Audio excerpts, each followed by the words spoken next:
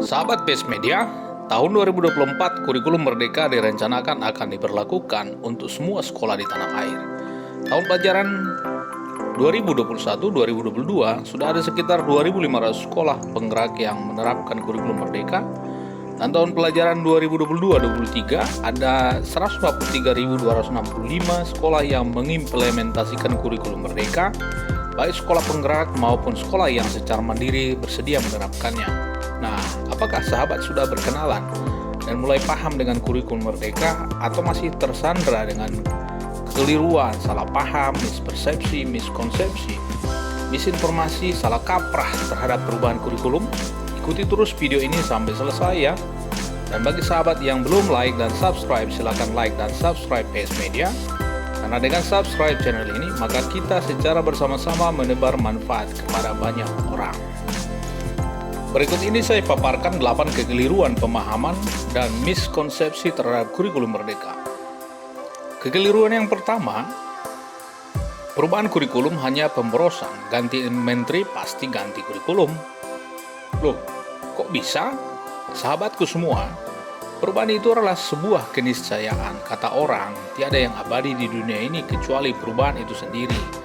Jadi kalau terjadi perubahan dalam kurikulum nasional, itu suatu hal yang lumrah agar pendidikan kita tidak terlindas oleh kemajuan zaman. Kurikulum harus dievaluasi secara berkala dan disesuaikan dengan perubahan zaman. Jadi nggak perlu dibenturkan dengan pemborosan atau pergantian menteri. Menurut Sutopo dan Sumanto, bahwa suatu kurikulum disebut mengalami perubahan apabila terdapat perbedaan dalam satu atau lebih komponen kurikulum.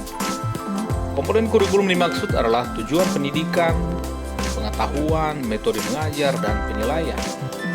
Di dunia yang berubah sangat cepat saat ini, seharusnya pun pendidikan tampil sebagai pelopor perubahan itu sendiri. Perubahan kurikulum sedikit banyak akan memaksa guru-guru untuk melakukan evolusi maupun revolusi terhadap gaya mengajarnya di kelas. Kita bisa saksikan saat ini guru-guru getol melakukan digitalisasi pembelajaran, menghadirkan pembelajaran kepada siswa dengan menggunakan berbagai aplikasi atau platform mengajar seperti Canva, Google Classroom, Merdeka Mengajar, Jamboard, Quizzes, dan lain-lain. Serta kepala sekolah mengupayakan digitalisasi sekolah sebagai jawaban terhadap kurikulum dan zaman yang berubah. Kekeliruan yang kedua, proyek penguatan profil pelajar Pancasila sama dengan project based learning. Lagi-lagi keliru nih. Proyek penguatan profil pelajar Pancasila merupakan aktivitas pembelajaran yang dapat berupa kajian, penelitian, diskusi, bakti sosial, penguatan fisik dan mental, atau pembelajaran berbasis proyek untuk menginternalisasi 6 karakter atau profil pelajar Pancasila dalam kegiatan kokurikuler.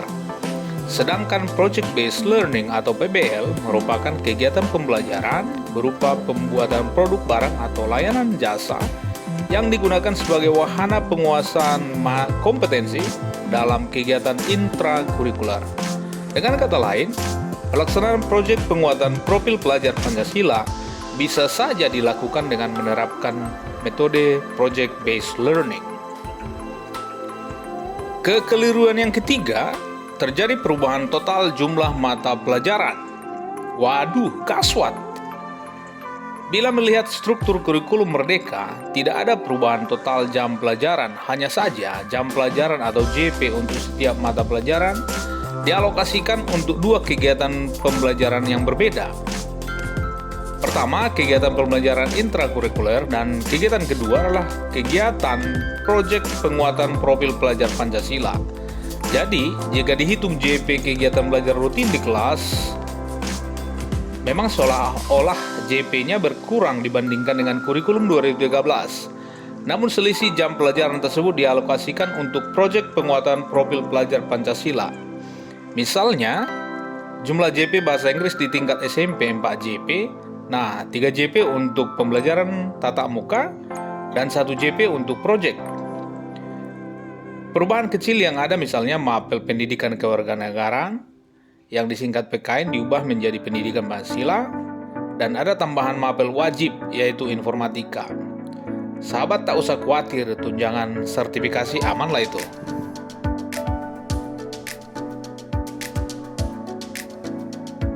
Kekeliruan yang keempat, mata pelajaran buatan lokal tidak perlu lagi.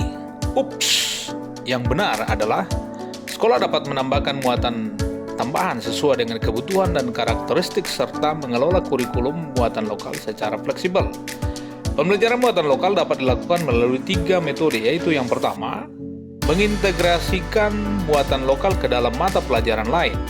Sekolah bersama dengan pemerintah daerah dapat menentukan capaian pembelajaran atau CP untuk muatan lokal yang kemudian dapat dipetakan ke dalam mata pelajaran lainnya. Yang kedua, mengintegrasikan muatan lokal ke dalam tema proyek penguatan profil pelajar Pancasila. Sekolah dapat mengintegrasikan muatan lokal ke dalam 7 tema proyek penguatan profil pelajar Pancasila. Sebagai contoh, proyek dengan tema kewirausahaan dilakukan dengan mengeksplorasi potensi kerajinan lokal.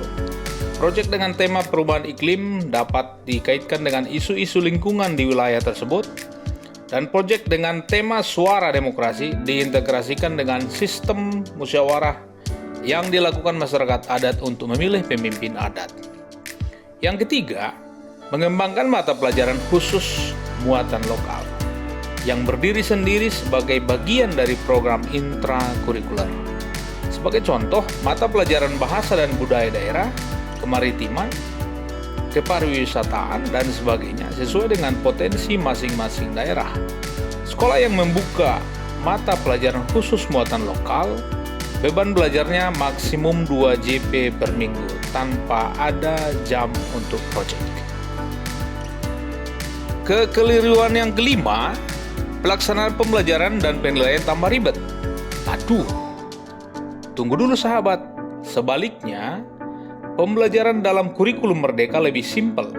Masih ingat kan dalam kurikulum 2013, sahabat harus merencanakan, mengasah, dan menilai kompetensi siswa pada ranah sikap religius, sikap sosial, pengetahuan, dan keterampilan secara terpisah dan dipampangkan di buku rapor siswa. Nah, di kurikulum Merdeka, kompetensi sikap, pengetahuan, dan keterampilan dilakukan secara terintegrasi baik dalam perencanaan, pelaksanaan, serta penilaian pembelajaran. Asik kan? Yang perlu diingat, kurikulum Merdeka menggunakan istilah asesmen untuk penilaian dan berbeda dari kurikulum sebelum-sebelumnya yang mengagungkan penilaian sumatif dan angkernya ujian nasional. Kurikulum Merdeka lebih menekankan asesmen formatif dibanding asesmen sumatif.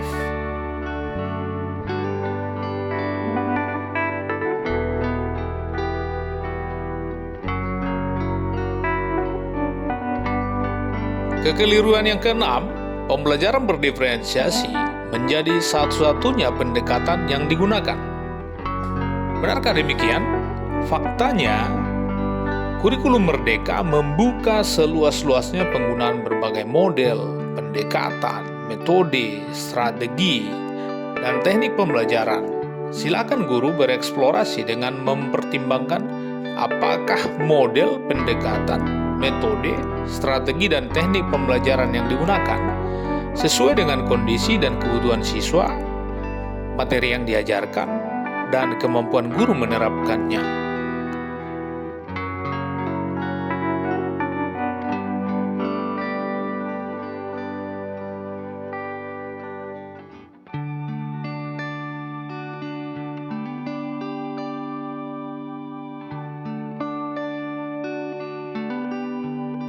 Kekeliruan yang ketujuh, kegiatan ekstrakurikuler digantikan oleh proyek penguatan profil pelajar Pancasila.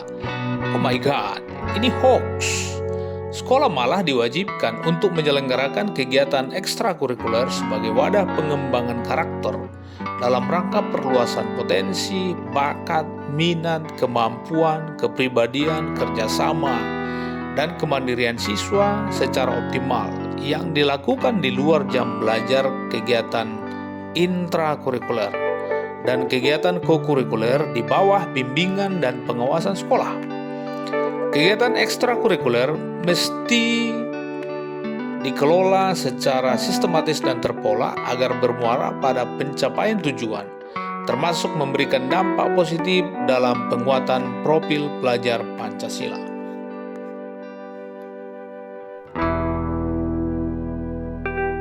Kekeliruan yang ke-8 hanya bisa diimplementasikan di sekolah dengan fasilitas lengkap.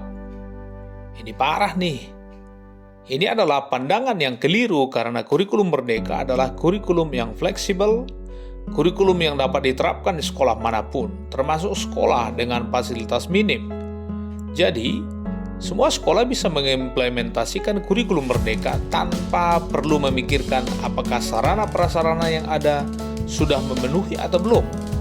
Hal yang terpenting adalah adanya kemauan dan dukungan seluruh warga sekolah.